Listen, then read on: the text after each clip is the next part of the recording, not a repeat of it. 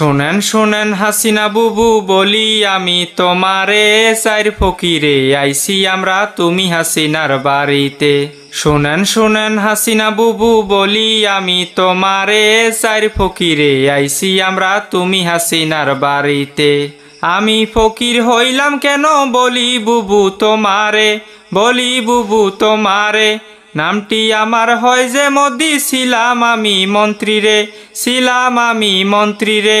দেশের খবর না রাখিয়া প্রেমে ছিলাম মগ্ন রে, তাই তো লোকের পিটানি খেয়ে সারতে হইল মন্ত্রী রে।